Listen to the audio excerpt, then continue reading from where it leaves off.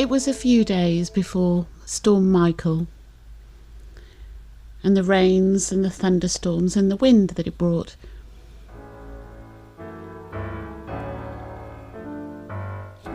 It was a perfect day to harvest the garlic.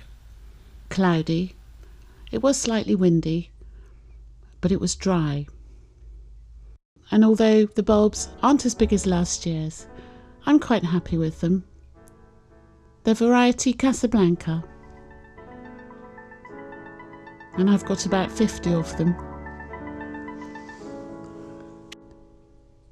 Each garlic is strung separately with a separate piece of string. I like to string my garlic with the bulb downwards because I don't want to break the paper covering over the cloves.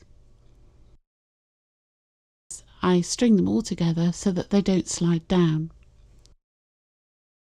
I'm hoping the gazebo cover protects them not only from the rain, but from the sun too.